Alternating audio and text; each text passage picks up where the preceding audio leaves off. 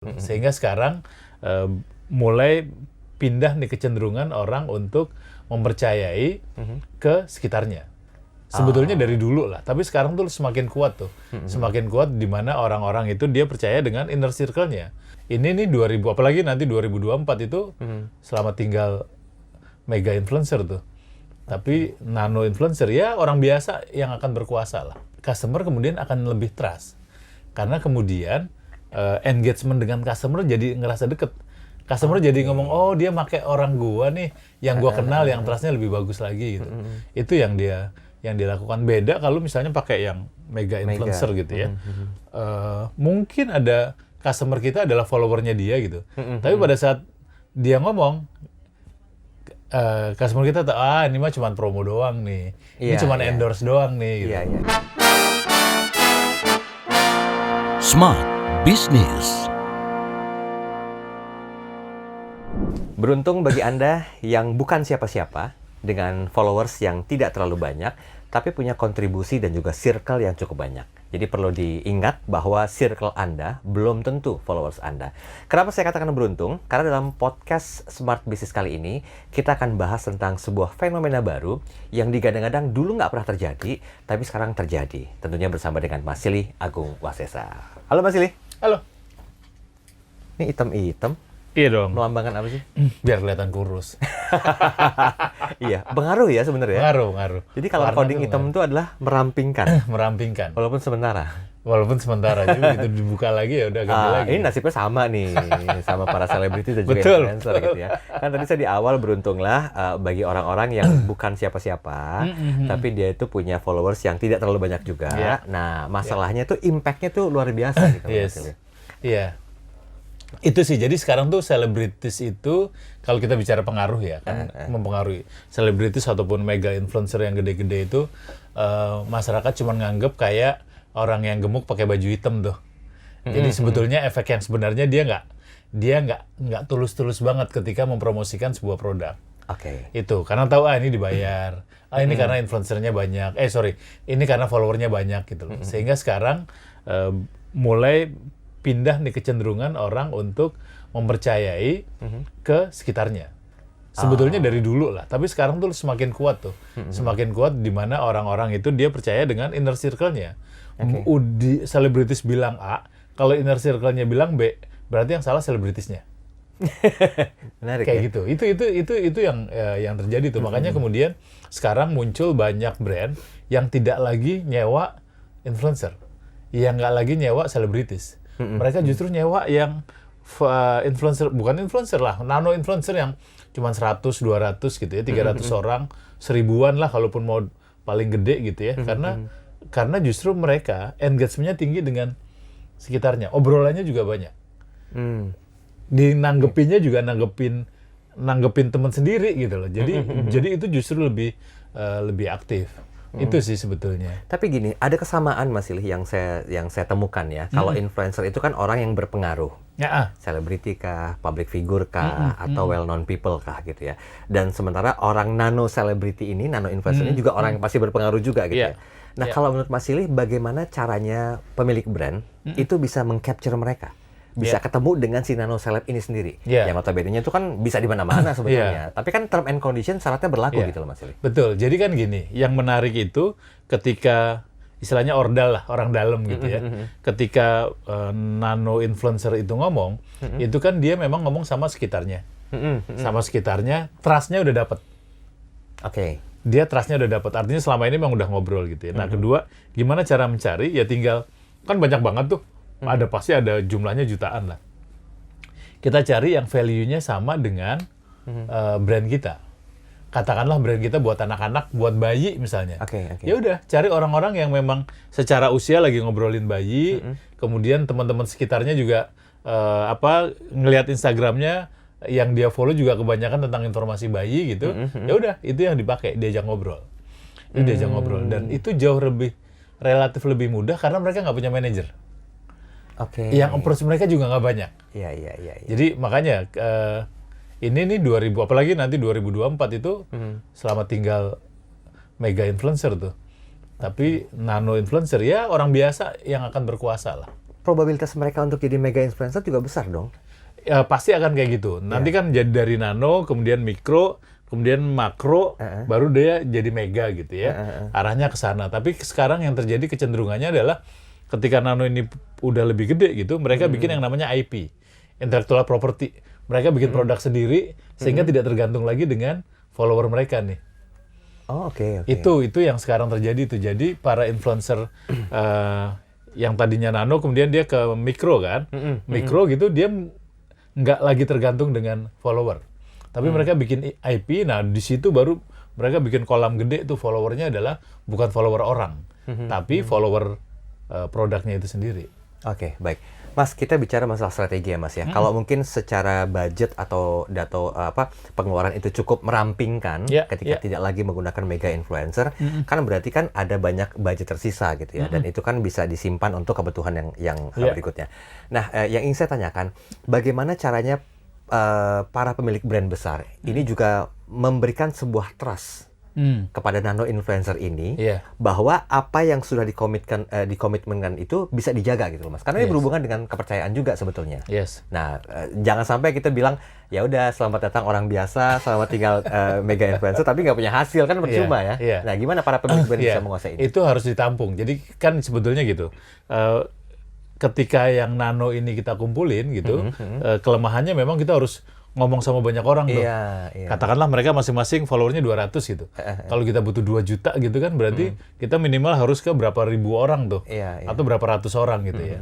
Mau nggak mau kemudian mereka kita wadain tuh dalam bentuk sebuah istilahnya social movement. Social movement. Jadi ada satu gerakan social movement yang nanti ujung-ujungnya adalah ke komunitas. Nah itu yang harus dibangun tuh sehingga ketika kita ngedeketin mereka itu bukan pendekatan transaksional. Ini yang seringkali ini brand salah gitu ya. Seringkali brand ya udahlah kita transaksional aja sekali posting berapa. Ya karena masih nano kan murah tuh. Ya udah akhirnya tapi begitu selesai ya nggak.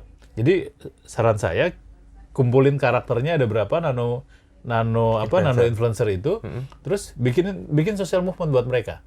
Jadi mereka ikutan, mereka merasa dilibatkan gitu. Benefitnya dapat. Mereka juga ngerasa dihargai juga. Nah, habis itu kalau misal masih kuat bikin sebuah komunitas. Itu akan lebih keren lagi hasilnya. Itu yang pertama. Yang kedua, ini dampaknya terhadap customer itu bagaimana, Mas? Ya. Nah, itu tadi customer kemudian akan lebih trust. Karena kemudian engagement dengan customer jadi ngerasa deket. Customer jadi ngomong, oh dia pakai orang gua nih, yang gua kenal, yang trustnya lebih bagus lagi gitu. Itu yang dilakukan. Beda kalau misalnya pakai yang mega influencer gitu ya. Mungkin ada customer kita adalah followernya dia gitu. Tapi pada saat dia ngomong, customer kita tahu, ini mah cuma promo doang nih. Ini cuma endorse doang nih. Gitu. Itu udah bukan rahasia umum lagi ya. Iya, kan udah bukan rahasia umum. Jadi masih ada, jadi tetap ada barrier lah untuk tidak menggunakan itu.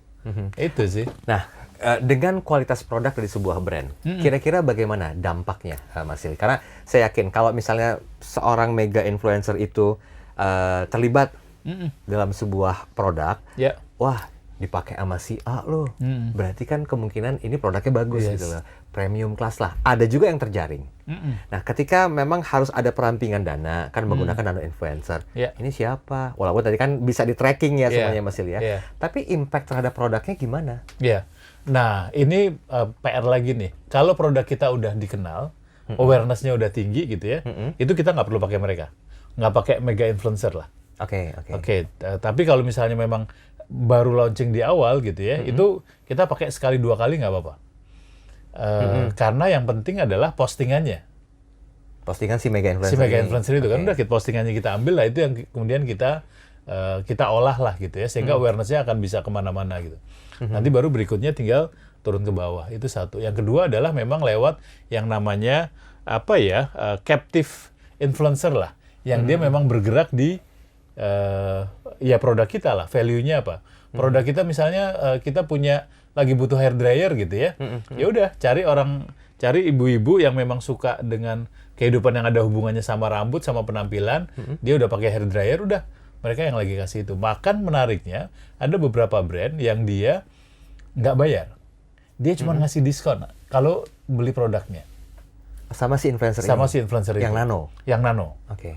yang nano. Jadi udah pasti pakai, terus dia butuh, ya udah kita kasih diskon khusus. Nah itu kan nggak bayar tuh, dan dipakainya kan akan terus-terusan.